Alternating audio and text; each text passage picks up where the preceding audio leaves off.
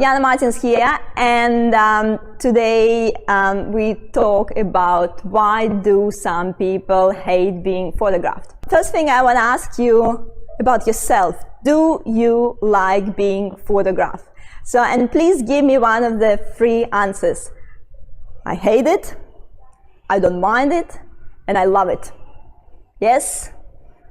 Write in the comments, and I'll get back to these comments in a second, as I said, because if I will keep reading comments during the stream, it will be too distracting every time. So, why do some people hate being photographed? So, I start with this topic because a lot of photographers often ask me, what should I say to the person to make them feel relaxed in the camera, and how to communicate with the people most effective way to make them comfortable. And to communicate with the people the most effective way, you kind of need to understand what the person feel that they're in front of the camera. Yes, what they might worry about. Maybe they have some sort of worries about certain features, or they just not feel comfortable overall. So if you understand what the person in front of the camera thinking, you will be able to communicate with them better. And so what I want to talk, I don't want to talk about something like, if I ask someone, do you like being photographed? Or I don't like it, I just don't like it. Or I'm just not photogenic. That's not the reason. That's just an excuse. So far, because I've been doing it for a while, I probably come up with about 10 different reasons why people might not like being photographed. It's might be slightly different for different people, but they kind of all correlated between each other. So today I'm not gonna digging into some childhood memories and bringing up some teenage problems that might create this sort of avoidance of the camera. So today let's talk about the outside reasons, yes, the light reasons. Reason number one, it's quite simple. We often forget that the photos is not the reality. Yes, so what we see in the photo, it's actually not exact imprint of what we see in real life. We look at the world with two eyes, yes, and we see two pictures that our brain put in one 3D photo. So whatever we'll see with these two eyes in our brain comes up in a stereoscopic 3D picture. Whereas the camera doesn't have a brain, camera have only one eye, and camera will imprint everything it sees on the camera. And we need to understand that the photos, it's interpretation. Photos, it's interpretation and reflection of the light, camera angle, and of course interpretation of the photographer. And we might not always like this interpretation of the photographer. That's why keep in mind that if the photos will be exactly what we see in real life, you can just click with your phone and capture it all as it is. And photography as a profession wouldn't exist because everyone would get the same pictures every time.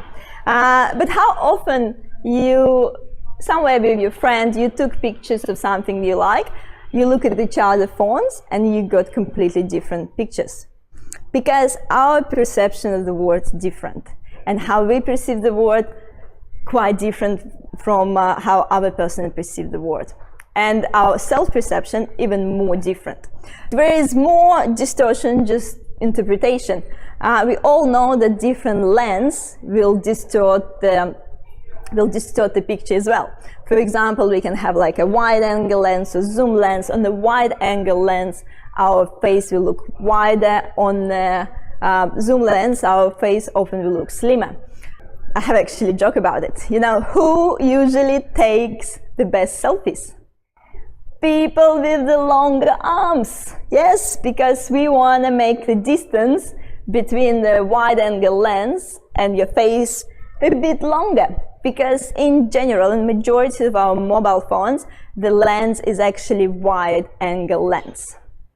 And we don't want to put the wide angle lens straight to your face because it goes wide. Have you ever been one of this person who's in the group photo and staying right on the side of the group and your face just going, woo! sideways. Yeah, here's a tip straight away. If you're in a group picture, stick to the middle, and the angle will change your perception of yourself as well. For example, females, if they want to be more attractive to the male, for example, they take picture from the higher angle because it looks more submissive. If they want to relate to the other females, they will take picture on the same level because it looks like they related to them. For the men, it's vice versa. Men will take a picture from lower angle to look more masculine and dominate with other men, and maybe on the high angle if they want to be kind of related to this man or be more attractive to the females. So there is a lot of different psychology involved in these things as well. Another big thing that I always talk about that also go from how we perceive world from outside, it's the flip image. We heard about this quite a lot. So then we see ourselves in the photo, we actually see the image that opposite from our mirror reflection. And because in real life we often look to ourselves in the mirror, that often our preferable self-image. Funny thing here, so it really feels, it feels really different than it looks like you, but not really. The feature is yours, but feels like in a different spot. For example, we all know then we taking a selfie. Try it actually, you will see it quite clear. So when you take a selfie, you look at yourself as a mirror. But as soon as you took the selfie and look at the actual picture, you see it flipped. Like, honestly, if you still didn't notice it, try, yes? So that's the most common reason. You look at yourself in the mirror, you think like, oh my God, how pretty I look like. Grab a selfie, flip it. That's another interesting reason why quite a few people, they actually take a picture facing the front camera to the mirror, because in this case, on the photo, they will get the mirror reflection that they used to see more often. So because the scientific name for this is actually called mere exposure. So mere exposure, it's a phenomenon where we prefer the features or things in our life that we merely exposed. Yeah? So in simple words, as more we expose to something, as more we like it. And it's a lot of things from childhood. It could be sounds, food, yeah, that's why I don't eat Vegemite, or photos as well. For example, how many of you love hearing the recorded voice? Yes? You hear the first time and you feel like, that just doesn't sound like me. It sounds like it's coming from outside. Yes, so the voice that we can hear, then we kind of inside ourselves, is quite different than the voice that we hear in the recordings. Absolutely the same happening with the pictures. But people who record their voice for a long time, they know that they getting used to it and they start liking it. They don't mind it anymore. So the moral pretty much is, as more pictures of yourself you have, as more you like it, because you're getting used to see yourself from the other side.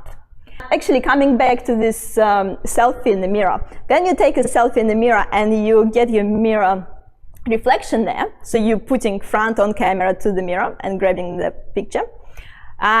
You might like it more because it's your reflection, but your friends might not like it more because they're not used to look to you at the mirror. They used to see you in real life, yes, as a person. Are you following me, guys, so far? The main outside reason, it's camera distortion. It's the fact that photos is not exact imprint of reality, and the mere exposure effect, the things that we're not used to see in ourselves. But the thing is, that's just only simple reasons. There is a lot of more deep reasons about it, like the fact that our self-image in general not coincide with what we see. And our perception, our pictures of ourselves quite different because we're more critical.